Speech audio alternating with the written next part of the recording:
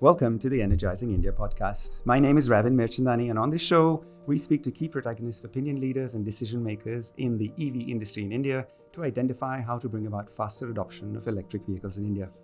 We've spoken to every element of the ecosystem so far: charge point operators, OEMs, regulators, grid operators, all sorts of people that want to participate in this sector, from software makers. And today we go back to the CPO sector and speak to one of the most interesting CPO startups out of South India. In fact, I don't think I can even call you a startup anymore because you are probably the biggest operator in South India. We speak to none other than Karthikeyan, the CEO, co-founder of Zeon Charging, should I say? Is that the full name of the company? Yeah, the company is Zeon Electric Private Limited, and the brand is Zeon Charging. Zeon Charging. Well, welcome to the show, Karthik. Thank you for having me. Thank you for making so much time to be with us. Thank you for the drive. You've driven 1,000 kilometers to come all the way from Kerala here to our Energizing India studios. We're very, very grateful to you for having done that. Yeah, it's been, so far it's been a little more than 1,000 kilometers, about 1,200 kilometers we've done so far. And the monsoons and all that, it's quite beautiful. So tell me about this. You decided to drive up in an electric vehicle. That's a leap of faith, almost an adventure. Did you have any issues along the way? You drove a BYD, I think, so a 400-kilometer range on one full charge up. How was the experience of coming here from Kerala? Very pleasant. We had no issues whatsoever. There are enough and more charges along the way. I don't think it's a problem to be doing road trips, at least it's not a problem on the highways these days. And I think especially in our part of the country, the electrification is quite good. The highways are EV friendly and it's getting rapidly better. Did you have any hair-raising moments of your state of charge coming down to something that is a little bit untenable? We had one incident where we stayed overnight at a place called Davangere. We were hoping to charge overnight at the hotel. When we booked the hotel, they promised us to provide that facility. Unfortunately, we checked in a bit late than expected, and the person on the desk had changed, and the new guy had no clue about charging, so we couldn't get that. So we had to drive up to Hubli to get a charge. And since we did not plan for that, we reached the Hubli charger with about 4 kilometers left in the car. Wow. I don't think that car has ever seen that low a battery, but this is the first time for everything. Excellent. So you sound a little bit like not only an EV enthusiast, Karthik, you sound like an EV nut, I'd say. That's why you even invested in the business. Tell us a little bit about yourself. How did you end up in the EV charging business? What's the background here? Yeah, the background is like around 2012-13, I got influenced on environmental issues after watching the Inconvenient Truth by Al Gore. And ever since then, that has been playing in my mind. So we wanted to I was conscious of that fact, climate change and such.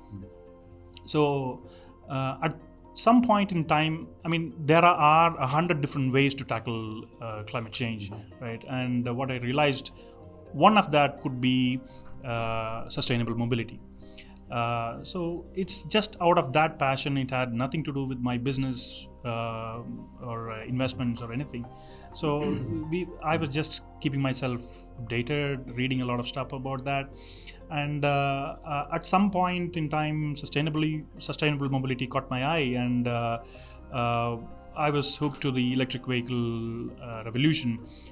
Fantastic. So what an incredible journey. 3 years in the making, you already are the largest South Indian charge point operator. You were saying, over 70 super fast charging stations, and that doesn't count the AC slow charging, which would probably be in the thousands now. Tell us how things are going. Tell us what makes you different. There's many South Indian charge point operators. The market is bubbling. Everybody has aspirations. What are you doing at Zeon that's going to make sure you are the biggest still 1,000 days from today, and growing? I think to start with is our focus. The focus is to be a fast charge, rapid charge provider, a charge point operator for private electric vehicles. that offers DC fast chargers, not just any charge. It's going to be, our brand is going to be associated with providing DC fast chargers that would enable or give freedom to the electric vehicle owner to drive wherever he chooses to. So in terms of our approach to this is from an electric vehicle owner's standpoint, which is what we are essentially. This is where we started from, right? So having driven the Mahindra E2O for 50,000 kilometers on my own, done a few thousand, or let's say another 30,000-40,000 on the MG, we understand the space as an electric vehicle owner slightly better, what an electric vehicle owner requires. So we approach the whole thing from that standpoint. So where would I want to stop for a charge if I'm driving an electric vehicle? There are 100 different places to put a charger, right? But where would an electric vehicle owner choose to go, where he wants to go? So that's very important. So in terms of the locations, we give it a lot of thought.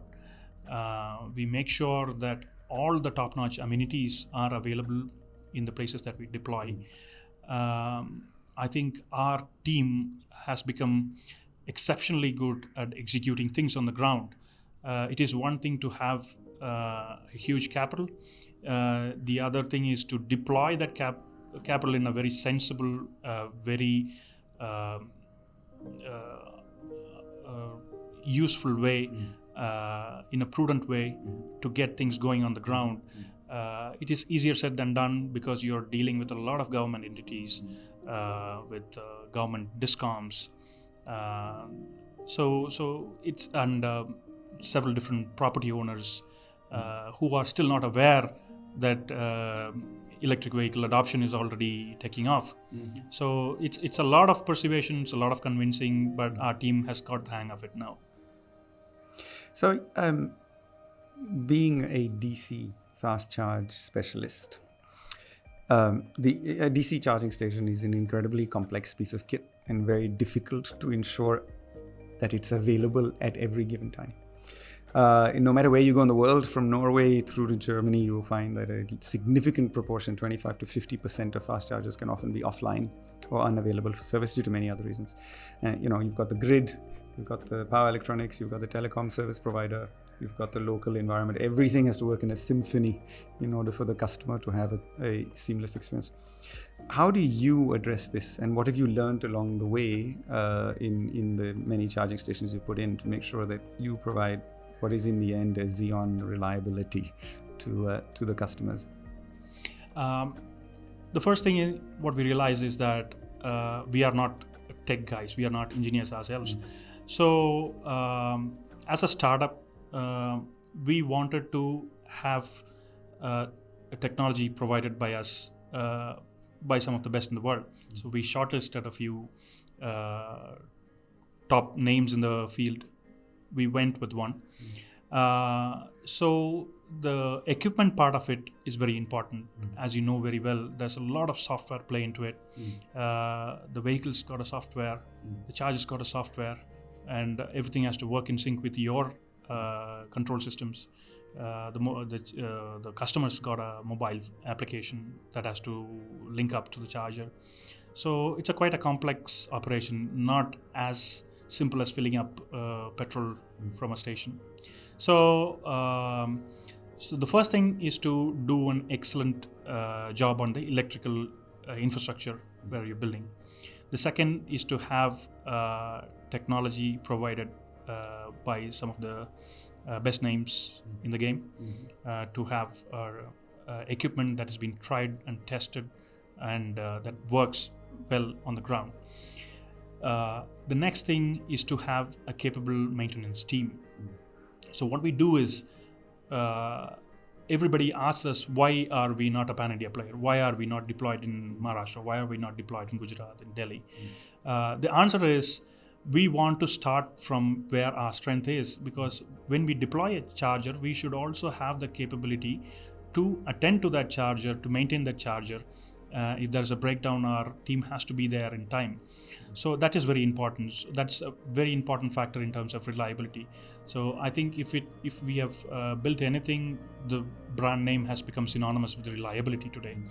So that is because we have a capable team, and once we want to spread in a geography, we make sure that we have a team that can attend to those chargers. Right? Once we build that team, build that capability, then building a charger around that happens.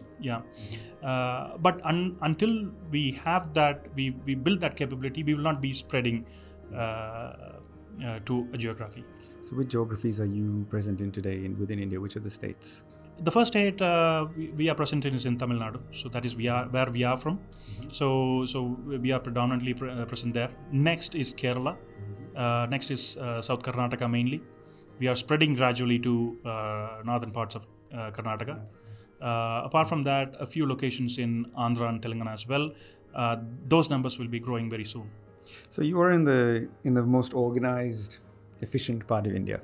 Tamil Nadu, fantastic roads, great infrastructure, great power. Kerala, disciplined, educated. Karnataka, the same. Very different from participating in some of the other parts of the country. What are the differences you have found, for example, between your Tamil Nadu business, Kerala, Karnataka? What are the subtleties that you're finding in the differences? See, in terms of our capability to operate in other states, has happened way back in 2009 itself, where our textile business, we have operations in Gujarat, we have operation in Maharashtra, we have warehousing in Delhi, marketing teams there. So it is something that we have done before. So, Karthik, I want to talk to you about two dichotomies in the EV sector in India. And the first one is, you've just talked about reliability, using the best technical capability in the world to put in a reliable world-class infrastructure. And yet on the other side, you have government funding, which is run by big PSUs, that is going on a digital zero-sum 0-1 game to L1, lowest price bid, which always will be Chinese and exactly the opposite of what you are trying to put in place in terms of reliability. I'm not China bashing, I'm just saying that's the reality. If you're going to go for the cheapest piece of kit, no matter where it's from, it's not going to last and not going to be reliable. So your EV customers are going to have two very different experiences. One is come to Zeon and have reliability. And on the other side, you have a EV charging network that's going to be incredibly unreliable and destroy the very confidence of buyers in the market. How do we address that as a sector? Or how does that impact you as a private operator? Or do you just not care and you're going to barrel on anyway? I think the optimistic way of looking at that is today charging infrastructure is required, not just to charge the vehicles themselves, but to reassure the customer there is an infrastructure for the new vehicle buyer, right? So what we had seen, at least in Kerala, is that when the government said they are going to put out chargers in every district capital and along the highways and all that, is that gave a lot of confidence, that gave a lot of headlines for people to read, and that's probably one of the reasons that state has a good adoption rate. But once the customers buy the cars, right? Like you said, some of these L1 bid charges are not going to work as expected. It requires constant upkeep and the interoperability issues and whatnot. So I think that creates an opportunity for us. It expands the addressable market for us, whereby in almost all of the areas that we are deployed in, our prices are the premium. We are not just the government charges or the PSU charges, but even amongst the private CPOs, our prices are the most expensive. And despite that, we are still seeing good uptake on the chargers. Excellent. So the second dichotomy that I wanted to talk to you about was price and price regulation. So I love the fact that you've said that you charge a premium and that the demand is inelastic. People keep coming to you irrespective of the premium price.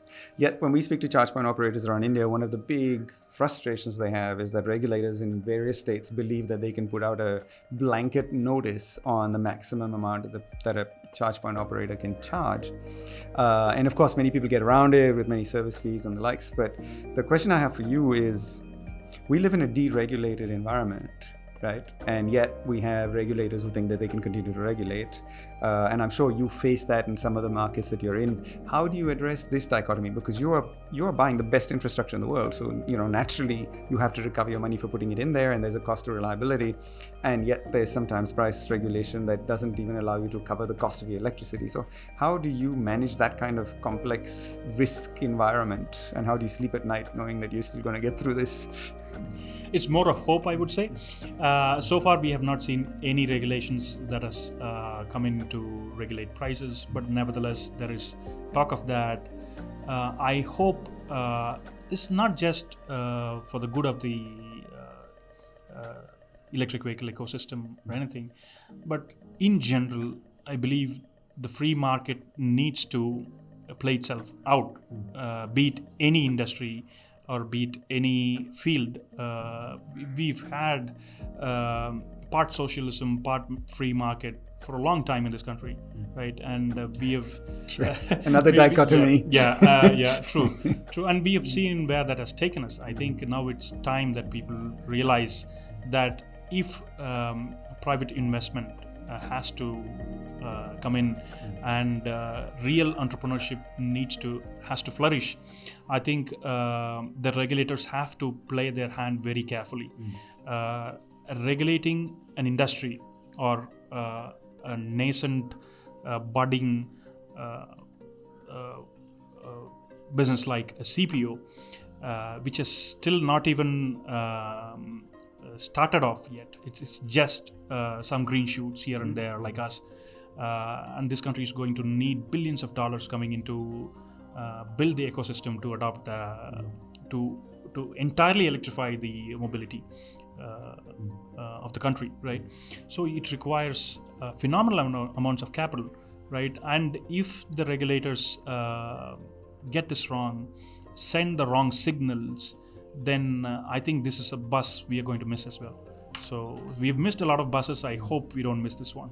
I certainly hope not too. Yeah. We, one of the things that we love about the charge point sector in India is that it's the green shoots you talk about. It's young startups that are driven by passion for cleaner air in our cities, for better mobility, for safer charging experiences for the customers. And, we really, from our perspective, really do hope that this continues to be a startup private sector. And it's just not about today's charging infrastructure. I think the charging infrastructure, the technology and the chargers of the future are going to be much more powerful. The vehicles that are going to come in are going to take much more power. And if you require these high power chargers like the 360 kilowatt, 250 kilowatt chargers, it is going to cost a lot of money. And I don't think it can be done with the taxpayers' money. It shouldn't be done with the taxpayers' money. Taxpayers' money should be prudently used elsewhere. This is a market economy where a free market has to flourish. Be led, flourish. So we have the growth happening in two sections here. We've got the discoms now with public money, which is really taxpayers' money being used for the L1 choices. And then you've got companies such as yourselves, driven by passion, small startups with a big vision, great energy, great risk-taking capability. But when you look at all the sectors in India, whether you look at aviation, telecom, power, solar, any sector you want to choose, you see this agglomeration towards the Indian equivalent of the chaebol or the oligarchy, which is one or two companies end up dominating that sector. Whether you look at telecom, chemicals, anything you want, there's one or two big Indian family companies that end up dominating it. Typically, that takes the entrepreneurial zest out of the industry, and the industry slows down, and it's really cost-driven, right? Do you see that happening in our sector? And what's your prognosis 1,000 days forward, 3 years from now, in terms of how it will evolve? I hope that doesn't happen with this industry for the good of all of us. Being a charge point operator, not just the big players or not just organized CPOs like us. So charge point operations is where it doesn't cost too much for the customer, even if you're charging a premium tariff. DC fast charging as a portion of electric vehicle charging is only about 20 to 30%. In a vehicle's lifetime, 70 to 80% of the charging happens at the customer's home. right? So it's only the 20 odd percent of the charging is going to be done on the highways or sometimes within the cities even, or customers who don't have a dedicated parking space. So for them, DC charging is going to be the option. So it's going to be a portion of the vehicles charging, a smaller portion, but nevertheless, I think this space is fully democratized because a few players cannot control the space, I believe. Because if you take the telecom sector, you need to get spectrum from somebody. So there's a monopoly there. Unless you garner a big portion of that with huge amounts of money, you can have that. If you take fossil fuels, there is so it can be controlled by a few names. But I think once we start talking renewable energy, the way solar and wind is flourishing, I don't think that can be garnered by a few names. Large names will continue to make large investments, but even a smaller player can continue to make investments in that and thrive. Everybody, I believe, will have, once you do your job right, I think hopefully we'll have our place in the market. So you mentioned renewable energy. And when you look at the evolution of clean mobility, renewable energy has a large part to play, not just in electric vehicle charging, but the evolution for long distance driving, whether it's buses or taxis or trucks, is going to be hydrogen. And so, you might have a fuel agnostic kind of charging station in the future where you pull in and you could get CNG, LNG, electric vehicle charger, hydrogen. Hydrogen is now coming in a big way in Northern Europe. 250 charging stations in Germany, going to be 400 by the end of next year, the same across Norway and Sweden. India's bet in a big way on hydrogen. What is the way for us forward? Where do you see India and the charge point operators, their play in hydrogen?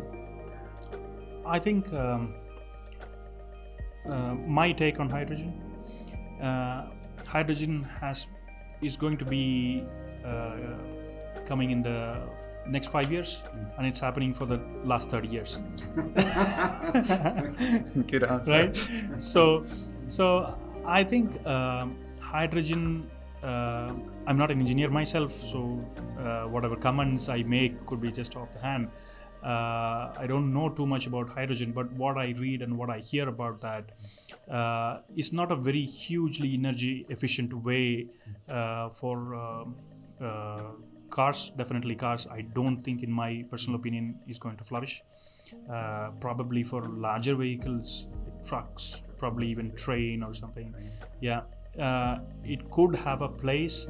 But then again, going back to our earlier point, is that if hydrogen happens to whatever limited extent it is possible, it will be controlled by a few names. The molecule will be controlled. Exactly. Because the production and distribution of hydrogen cannot be done by individuals, right? Just by smaller players. So I think that is where sometimes the auto OEMs are insistent upon or adamant about hydrogen, because they will continue to control that infrastructure, price that infrastructure to their advantage. Or for them, rather, the risk about electrification is that the whole space becomes democratized. So we are the rebels in many ways in trying to take control. Yeah, I like to think of myself 1947 all over again. It's brilliant. True. So I want to talk to you about capital utilization and funding. You've put in a lot of money, and this is all, I'm assuming, self-funded because you're an entrepreneur and you've taken the leap of faith and you've grown organically. As you've seen heat maps of use, you put in a charger there and it's recovering money. But what's the long-term plan? Do you have a funding journey? Are you going to seek an IPO, for example? Are you going to seek funding from a PE company to help you grow? Or are you quite happy with the pace that you've got? And as a good, solid South Indian company, you trust your own judgment and your own self-funded journey? Yes. So far, we have been bootstrapped. All the capital has been from our own businesses. It's our own personal capital that we have invested. We can do that. We will keep doing that for some more time. We still have a lot more firepower in that sense. But I think now our ambitions for the CPO has evolved quite a bit since we started. So I think now our ambitions are clearly being a national operator, not just South India, not just confined to 2-3 states. So our ambitions are to be a pan-India player. So we have plans sketched out. We are going to need a lot more capital than we can bring in ourselves. So we are looking for a fundraise very soon. We have investment bankers advising us on that. So hopefully, let's see, we are in the market for funds. So we will be raising some amount of capital in the very short. So you're a very, very vibrant company, and it's been a lot of fun to watch. And I'm sure when we get the opportunity to IPO, we'd be the ones who line up for some shares. I want to address this from the perspective of other vibrant companies such as yourselves. There are many. Right? There's few operate in West India, there's in Gujarat, and some of the other parts of India, who all have national aspirations, who are all symbiotic today, because as an industry or as a sector, we need to grow. Yet we are all in our own pockets doing our own thing. I know a Charge Point Operators Federal Organization has been formed recently. So do you think that coming together in a union of Charge Point Operators to address industry issues is going to make a difference? Do you think that there is wherewithal for such a federation to create one voice? Definitely. We discussed the earlier point of some regulations that are not well thought through. So because regulations and government policies are going to play a very large role in the evolution of this ecosystem. So as charge point operators, as charger manufacturers, I think we need to have a voice which can play an advisory role to the government and help shape the right policies to understand the predicaments of the players in the field. I think an association is definitely required that is strong and that has the ears of the government, and I hope such a federation would do. We are already part of that federation, so we hope that it will play a key role in forming policies that would enable the adoption very quickly, because this nation needs electric vehicle adoption very quickly, right? So unless government gets the policies right, it is going to be a lot more struggle. And if there are badly thought through policies, it could cost all of us a lot of capital, and the electric vehicle owner at the end of the day could be the sufferer. Disenfranchised in many ways, yes. Yeah. So, it's the end of the day, and we've got 600 birds just outside our studio about to start the cacophony of celebrating the end of the evening and still being alive, just like all of us in business. So I want to put to you one last question, Karthik, and we ask this question to every talent that visits us on the show. And I apologize for the very frivolous nature of this question, but it has always a very direct answer, and it's a beautiful answer. And so I pose the question to you, and the question is this, Karthik: if you could be the Prime Minister of India for one day, just one day, and you could make any decision you wanted to enable faster adoption of EVs in India, what would that decision be? Oh, that's a fast one. Got me. Right. I mean, I think of that a lot, and every time it is more particular to the issue that I'm thinking about. So if I had the power, I would have done this. I think about that a lot. I think as an electric vehicle owner, right, as somebody who's concerned about the future generations, I think sustainability would take the whatever decision as the power would give me today would revolve around sustainability. I think what is among that space, what has become close to my heart is the sustainable mobility movement. So I would look at whatever policy that would enable a quicker adoption that would help us all lead a better life within the cities and for the larger country, for national security and such. Excellent. Well, Karthik, thank you very much for coming all the way from Coimbatore, actually, in your car, electric car, to the Energizing in India Artemis Studios. It's been a pleasure to have you here. So much to learn from you, and a fantastic journey so far. We can't wait to drive ourselves now to go from Pune to Coimbatore and try the reverse journey in a car that can get that far. Thank you again, and look forward to seeing you at Summit later this year. Wonderful. Thank you for having me on this podcast. It's been a pleasure.